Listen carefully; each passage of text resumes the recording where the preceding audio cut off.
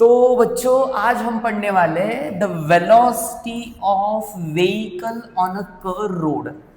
जैसे कि आप इस कर्व रोड पे जा रहे हो तो जाते जाते आपको ऐसा एक बोर्ड दिखेगा जहां पे लिखा होता है कि स्पीड लिमिट है इस रोड पे, ठीक है, या ऐसे कुछ भी लिखा होता है, नजर हट्टी, दुर्घटना घट्टी, ऐसे कुछ भी लिखा होता है और नीचे लिखा होता है स्पीड लिमिट। लेट से यहाँ पे हम लोग इसका स्पीड लिमिट लेते हैं 30 किलोमीटर पर आवर। अब उनको कैसे पता चला कि ये रोड पे, कर्व रोड पे 30 का लिमिट है? क्या लगता है आपको? आप बताओ, अब तो ज्यादा होशियार हो। तो मैं बताता हूं इसको। स्पीड लिमिट निकालने के लिए एक डेरिवेशन होता है फिजिक्स का। वो डेरिवेशन क्या होता है वो आज मैं आपको समझाने वाला हूं। तो लेट्स कंसिडर कि आप एक 4 व्हीलर चला रहे हो, लाइक अ लैम्बोर्गिनी, राइट? आप यहां पे चला रहे हो। अब जब आप इस व्हीकल को इस रोड पे चलाओगे और आप जब टर्न मारोगे, टर्न, तब क्या होगा? आप एक अंदर की तरफ फोर्स एक्सपीरियंस करोगे। That force is nothing but what? Centripetal force. Okay, आपको इतना तो पता है। ये बात याद रखना कि जब कभी भी आप टर्न करोगे गाड़ी को तो 100% आप सेंट्रीपिटल फोर्स एक्सपीरियंस करोगे। तो व्हीकल यहां पे टर्न कर रही थी, लेट से ये जो सर्कुलर कर्व है इसका रेडियस लेट से आर है, ठीक है, और ये इस तरफ सेंट्रीपिटल फोर्स एक्सपीरियंस कर रहा है। अब सेंट्रीपिटल फोर्स एक्सपीरियंस कर रहा है, गाड़ी चला रहा है, ऐसे करते करते अंदर तो नहीं जाते ना। इसका मतलब इस फोर्स को कोई तो फोर्स है जो बैलेंस कर रहा है ना, करेक्ट? इस फोर्स को, तो इस फोर्स को बैलेंस कौन करता है? देखो, ये जो गाड़ी के व्हील्स है इसके बीच में और रोड के बीच में एक कोएफिशिएंट ऑफ फ्रिक्शन होता है, मतलब फ्रिक्शन होता है। वो फ्रिक्शनल फोर्स इस सेंट्रीपिटल फोर्स को क्या कर लेता है बेटा? बैलेंस कर लेता है।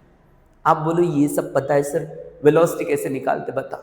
चलो, तो ये सेंट्रीपिटल फोर्स का फॉर्मूला क्या होता है? M V square upon R. और इसको कौन बैलेंस कर रहा है? Frictional force. फ्रिक्शनल फोर्स का फॉर्मूला क्या होता है? Mu into N. अब बोलोगे सर ये म्यू क्या है? Mu is called as the coefficient of friction. जितना सरफेस स्मूथ होगा ना उतना म्यू का वैल्यू कम होगा। जितना सरफेस रफ होगा, जो रफ सरफेस पे अब जब आप गाड़ी मुड़ाते हो तो आपको इतना ज्यादा मतलब दिक्कत नहीं होता है। लेकिन जब स्मूथ सरफेस है, अगर आपकी गाड़ी धीरे भी होगी, अगर आप उसको कर ले तो स्किड हो सकते हो। भाई ये बहुत इंपॉर्टेंट है। क्या? Mu is called as the coefficient of friction. तो आगे बढ़ते हैं। M V square upon R is equal to mu. N मतलब नॉर्मल रिएक्शन। अभी गाड़ी का नॉर्मल रिएक्शन क्या होगा? M G. अरे वेट रे भाई, एम एम क्या हो गया बेटा? Cut. So finally V square is equal to क्या आया? म्यू।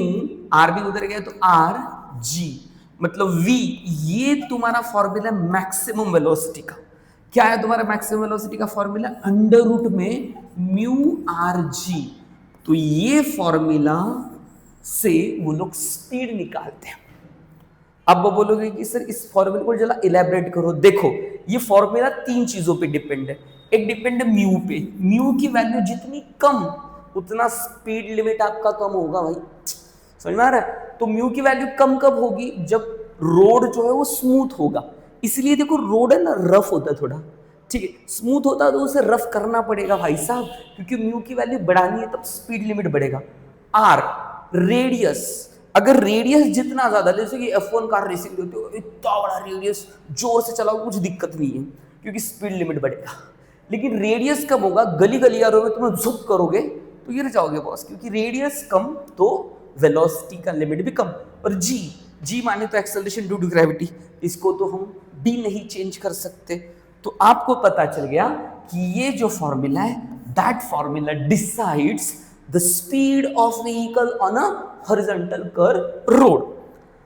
अब आप बोलोगे कि सर हम तो बड़े रईस आदमी हैं, हम पे म्यू पे डिपेंड ही नहीं करना है, मतलब म्यू का वैल्यू कम भी होगा तो हमें तो चलाना है। इसके लिए क्या करना है ये अगले टॉपिक में बताऊंगा, जिसका नाम है बैंकिंग ऑफ रोड। अगर आपको चाहिए तो कमेंट करके बताओ, अगला वीडियो बैंकिंग ऑफ रोड पे होगा। आज के लिए इतना ही, धन्यवाद।